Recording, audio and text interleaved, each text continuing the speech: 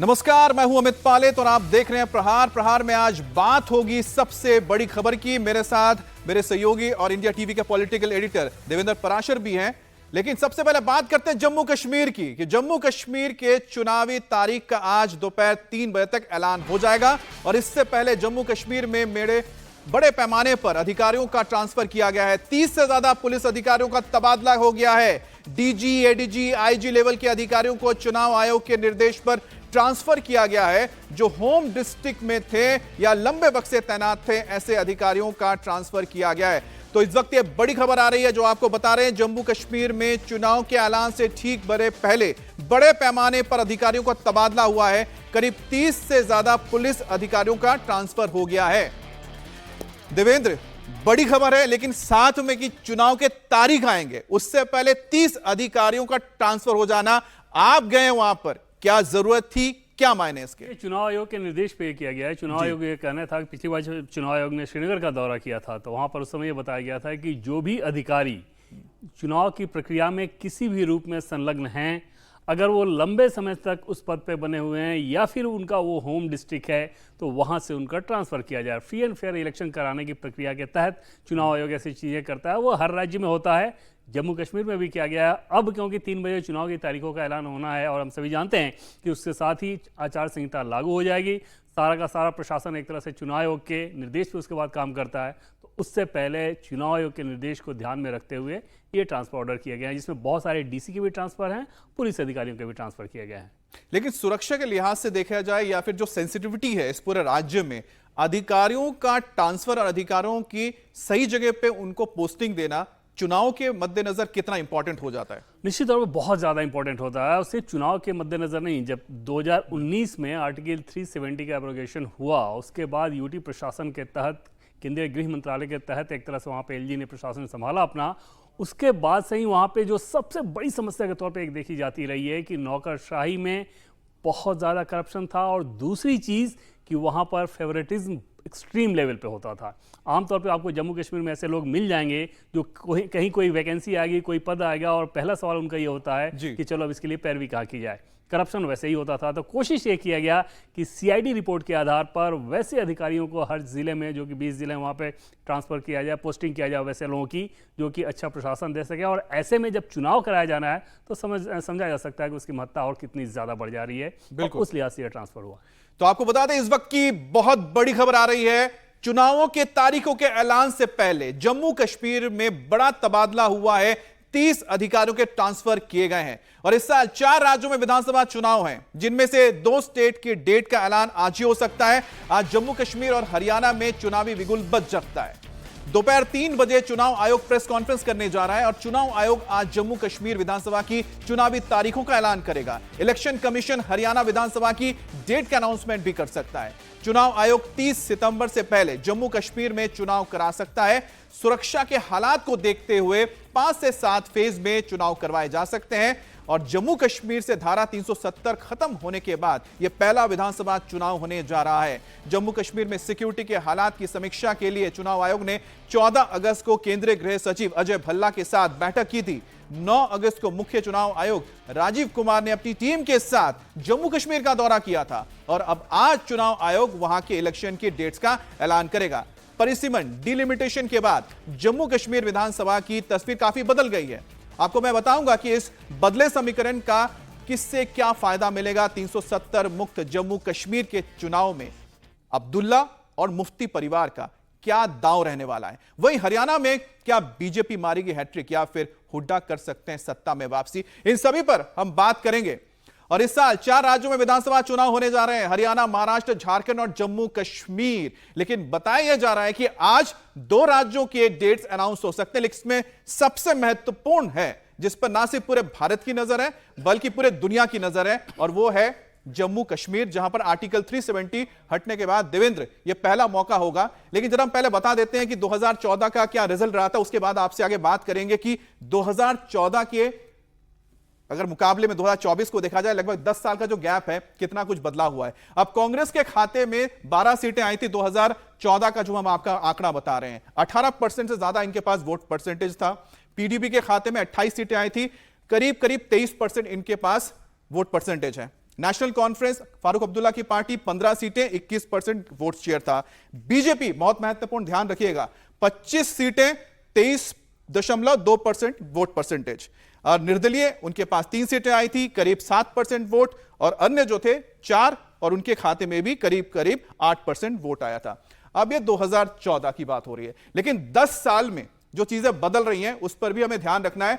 और विधानसभा में किसका मंगल, अब दंगल होगा तो मंगल किसी ना किसी एक का ही होगा। आर्टिकल 370 हटने के बाद पहली बार विधानसभा चुनाव हो रहे हैं। एससी का 30 सितंबर तक चुनाव कराने का निर्देश था।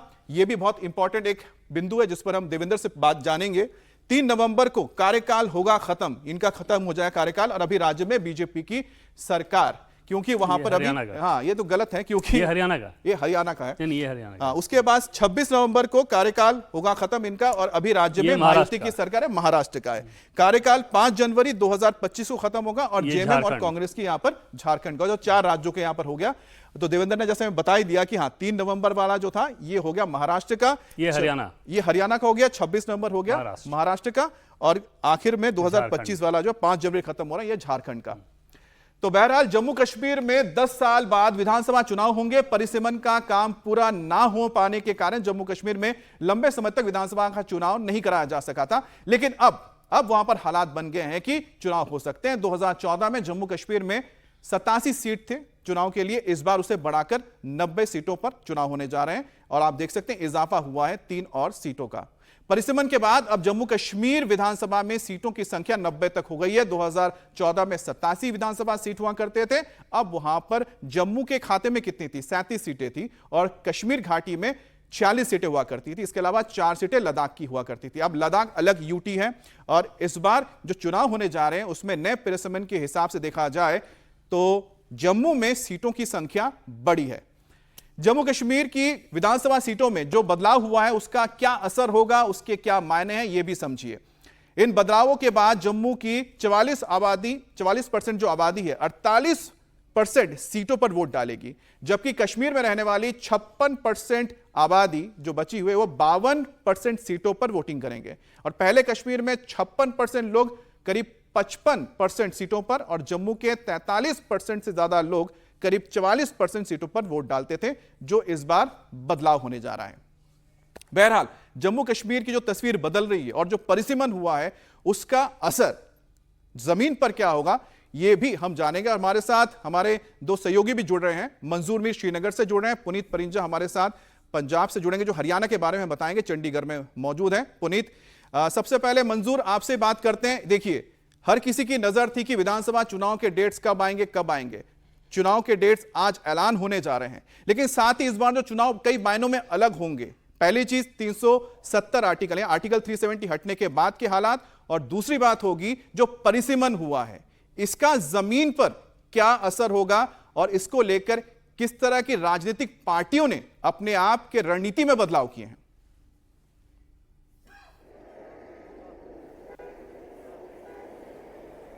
बिल्कुल अमित, जो डिलिमिटेशन हुआ है उससे कहीं ना कहीं जो है, अब अगर हम सीटों की बात करें तो इक्वल सीट्स दिख रही है जम्मू और कश्मीर में। हालांकि पहले ये संख्या कश्मीर में ज़्यादा थी, जम्मू में कम थी, और डिलिमिटेशन प्रोसेस जब पूरा कंप्लीट हुआ था तो जम्मू कश्मीर की सभी जो राजनीतिक पार्टियां हैं उन्होंने इस पर कहीं सवाल खड़े किए थे और कहा था कि ये जम्मू कश्मीर की जो डेमोग्राफी है उसको चेंज किया गया है। लेकिन डिलिमिटेशन प्रोसेस के तहत ही जो है अब जम्मू कश्मीर में 90 सीटों पर चुनाव होगा। हालांकि लद्दाख रीजन की जो 4 सीटें थी वो अब जम्मू कश्मीर के साथ नहीं है, बल्कि कुल मिलाकर जम्मू कश्मीर और लद्दाख में 2014 के चुनावों में 87 सीट्स थी। तो इस लिहाज से ये चुनाव जो है बेहद महत्वपूर्ण माने जाते हैं। दूसरी बात ये है कि 2014 के बाद ये चुनाव आर्टिकल 370 हटाए जाने के बाद हो रहे हैं। निसंदेह ही आर्टिकल 370 हटाए जाने के बाद बीजेपी और केंद्र सरकार का ये दावा है कि कश्मीर में हालात पूरी तरह से बदल गए हैं, मिलिटेंसी जो है वो ख़त्म हो चुकी है, हिंसा पत्थरबाजी अब एक इतिहास रह चुका है।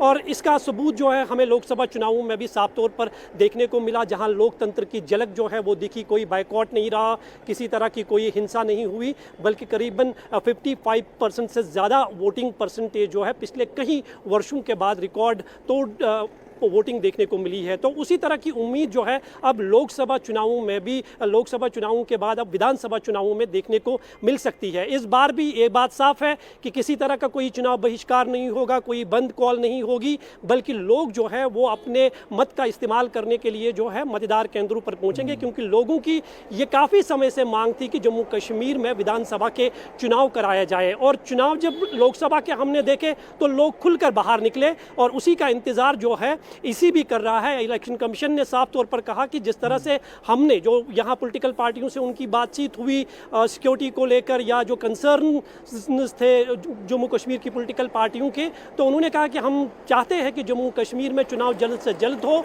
और उसी तरह की लोकतंत्र की झलक जो है वो विधानसभा चुनावों में भी देखने को मिले। तो उसका इशारा जो है अब 3 बजे जो है साफ तौर पर ऐलान उसका होगा और उम्मीद की जा रही है कि इस बार जिस तरह से लोगों ने निकलकर वोट किया 2024 2024 के लोकसभा इलेक्शन में जम्मू कश्मीर में, और सोचिए 2 दिग्गज, एक तरफ फारूक अब्दुल्ला के बेटे उमर अब्दुल्ला और दूसरे मुफ्ती के बेटे महबूबा मुफ्ती, दोनों ही अपना इलेक्शन हार गए। और यह अपने आप में बड़ा संकेत था कि घाटी में किस तरह का बदलाव हुआ है जमहूरियत में।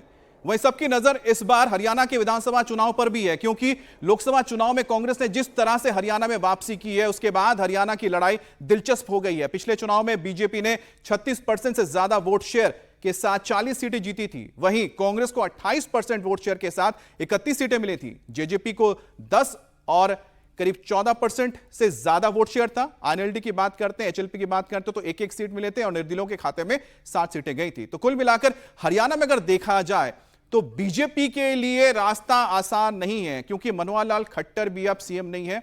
अब देखना यह है कि बीजेपी इन बदलते हुए समीकरणों में, जो राजनीतिक समीकरण बदला है या पृष्ठभूमि बदली है, उसमें किस तरह से अपने आप को ढालकर अब चुनावी मैदान में उतरेगी। पुनीत,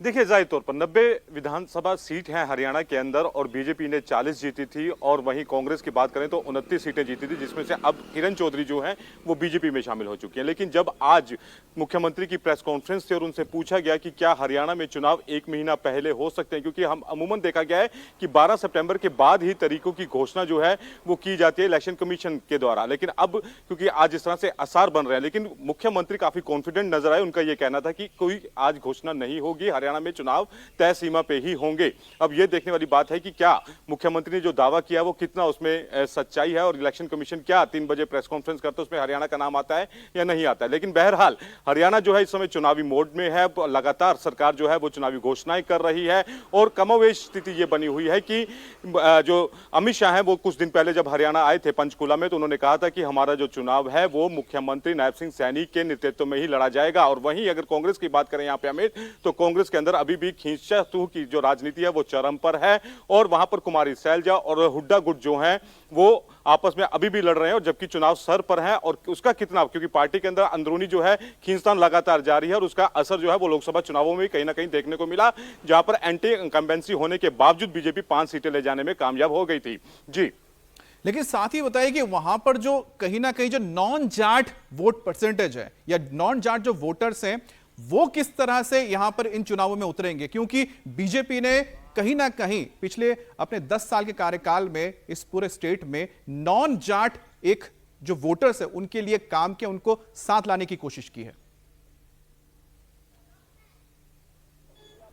बिल्कुल बिल्कुल, यहां पर जो अभी राजनीति है वो नॉन जाट और पंजाबी के अंदर ज्यादा देखी जाती है, क्योंकि हरियाणा के अंदर पंजाबी भी बहुत बड़ी संख्या में यहाँ पर पाए जाते हैं, और ऐसे में नॉन जाट और जो यहाँ पे राजनीति है वो पूरे चरम पर है, क्योंकि जो हुड्डा हैं वो जाटों की राजनीति कर रहे हैं और बीजेपी गैर जाट जो है राजनीति यहाँ पर कर रही है। और आपने देखा होगा पिछले कुछ लंबे समय से, जब से पिछले 10 साल से हरियाणा में बीजेपी की सरकार है, और वो लगातार गैर जाट राजनीति यहाँ पर कर रही है। जिस तरह से आरोप लगते रहे थे कि सरकारी नौकरियों में जाटों का बोलबाला होता था, तो बीजेपी ने उसको भी तोड़ने की कोशिश की, और उसका कितना असर होगा ये तो खैर विधानसभा चुनावों में स्पष्ट हो जाएगा, क्योंकि जिस तरह से अभी लोकसभा चुनाव हुए हैं, और पिछली बार की अगर मैं बात करूं यहाँ पर 2004 में भी बात करूं, 2014 में भी बात करूं, तो वहां पर जब इस तरह के चुनाव होते थे और जो मौजूदा सरकार होती थी, तो अगर मैं 2004 की बात करूं तो आईएनएलडी के पास सिर्फ एक सीट आई थी, बाकी 9 सीट जो थी वो कांग्रेस के पास गई थी। लेकिन इस समय जो है आईएनएलडी जो तीसरा गुट है वो बिल्कुल तरह से शून्य है और जो मुकाबला है वो बीजेपी और कांग्रेस के बीच में ही होगा। लेकिन हमेशा से हरियाणा में एक तीसरा गुट हावी रहा है, लेकिन इस बार तीसरा गुट नहीं है। आईएनएल अभी जो लोकसभा के चुनाव भी हुए, लेकिन उसमें भी बहरहाल बीजेपी देखना तो और ये कांग्रेस होगा के बीच में कि ही फाइट अब देखने जो को मिली चुनाव यहाँ हो रहे हैं पर। इसमें और जो आम आदमी बीजेपी पार्टी भी लगातार चुनाव प्रचार कर रही है, लेकिन देवेंद्र, आम आदमी पार्टी तो पंजाब या फिर हरियाणा की बात करते हैं तो अलग चुनाव लड़ने के मन में ही है, सीधी सी बात लेकिन है। उससे पहले एक चीज़ जो उन्होंने कही कि हरियाणा के मुख्यमंत्री अगर ये बता रहे हैं कि आज चुनाव की तारीखों का, हरियाणा चुनाव की तारीखों का ऐलान नहीं होना है, तो उस पर बहुत ध्यान देने वाली बात है। क्योंकि आमतौर पे आप देखें तो मुख्यमंत्री क्योंकि तमाम अधिकारियों के साथ जुड़े होते हैं, चुनाव आयोग में भी बहुत सारे अधिकारी होते हैं, तो एक कम्युनिकेशन रहता ही रहे इनफॉर्मल तरीके से, और वो इन्फॉर्मेशन आ जाती है कि हाँ आज हो रहा है कि उनके राज्य का या नहीं हो रहा है। तो अगर मुख्यमंत्री ये मना कर रहे हैं तो लगभग मान के चल सकते मान हैं के चलो। और आपके सूत्र? वे नहीं, मेरा जम्मू कश्मीर का मैं श्योर हूँ कि जम्मू कश्मीर का हो रहा है। हरियाणा के बारे में कोई ठोस जानकारी, और चुनाव के बारे में हम सभी जानते हैं कि वो हर चीज़ में रहस्य बना के रखते हैं। कब चुनाव की तारीखों का ऐलान होगा वो नहीं बताते हैं, सेम डे ही बताएंगे। कितने राज्यों का होना है वो भी नहीं बताते। आज भी कोई एक्सेप्शन नहीं है, आज भी वैसे ही वो टाइट लिप्ड हैं। बस ये कहा जाता है चुनाव आयोग की तरफ से कि मुझे लगता है कि हम संभावनाओं पर ही चलते हैं ना, क्योंकि सुबह हमने जब शुरुआत की थी संभावनाएं शुरू की थी कि आज जम्मू कश्मीर और हरियाणा हो सकता है। आपने बताया भी था कि शायद महाराष्ट्र और झारखंड का अभी नहीं आएगा, वो नहीं है। हाँ, वो कंफर्मेशन है, कंफर्मेशन नहीं है। तो चलिए हम संभावनाओं के साथ चलते हैं। तो थोड़ी सी बात हम बात करेंगे, जम्मू कश्मीर की बात करेंगे और साथ ही हरियाणा की भी बात करेंगे। जम्मू कश्मीर में अब जो देखिए, जो आपके सामने जो चल रहे हैं आंकड़े, उसमें एक बहुत इंटरेस्टिंग चीज है। जम्मू में 5 सीटें बढ़ गई हैं देवेंद्र, उसी तरह से देखा जाए तो कश्मीर में भी 1 सीट का इजाफा हुआ है अगर हम बात करें 2019 के हिसाब से। नहीं, जम्मू में 6 सीटें बढ़ी हैं। 6 सीटें बढ़ी हैं, ठीक। पहले 37 थी, अब हाँ 43 हो गया है, तो 6 सीटें बढ़ी हैं। और जो सीटें आप देख रहे हैं 87 जैसे आंकड़े में भी जो नजर आ रहा है, एक्चुअली जम्मू कश्मीर की सीटें तो 83 ही थी और बाकी तो 4 सीटें लद्दाख की थी। तो 83 में 7 का इजाफा हुआ था, उस 7 में 6 जम्मू रीजन में इजाफा हुआ है जो कि 37 से बढ़कर 43 हो गया है, और 1 कश्मीर रीजन में हुआ है जो कि 46 से बढ़कर 47 हुआ। इस बात को लेकर विवाद हो रहा था कि क्या जम्मू में क्योंकि बीजेपी का दबदबा है उसको फेवर करने के लिए ऐसा किया जा रहा है, हालांकि वो हकीकत नहीं था। वो सारी चीजें तथ्यात्मक तौर पर कही गई हैं। दूसरा महत्वपूर्ण चीज ये कि पहली बार ऐसा हो रहा है कि विधानसभा चुनाव में शेड्यूल कास्ट के लिए 7 सीटें आरक्षित रहेंगी। आप अंदाजा लगाएं कि जो लोग बात करते हैं खासतौर पर अपोजिशन वाले दल की, आखिर धारा 370 हटाने का क्या फायदा। एक फायदा ये भी हुआ है कि वहां पर शेड्यूल कास्ट को कोई रिजर्वेशन नहीं था। तो जिस संविधान, बाबा साहब के संविधान की बात कही जाती है, अगर उसका सही मामले में वो स्पिरिट जम्मू कश्मीर में नजर नहीं आ रहा था तो क्यों ना धारा 370 हटाया जाना चाहिए, क्योंकि उसको हटाने के बाद तो देवेंद्र यही जो बात है आपने जो कही है कि जो आंकड़े वहां पर बदले हैं, सीट्स का जो समीकरण बदला है, नंबर ऑफ सीट जो चेंज हुए डिलिमिटेशन के बाद, और साथ ही साथ जम्मू में जो 6 सीटों का इजाफा हुआ है। लेकिन साथ ही देवेंद्र ने बहुत इंपॉर्टेंट चीज बताई है कि वहां पर अब आरक्षित सीटें भी होंगी, जो वहां पर जो दलित, जो पीड़ित, जो आप कह सकते हैं कि दबले कुचे लोग रहे हैं, उनको भी अब आरक्षण मिल रहा है सीट में, जिसका जिक्र लगातार यहां पर संविधान को लेकर, संसद से लेकर सड़क तक कहा जाता है, सरकार को घेरा जाता है।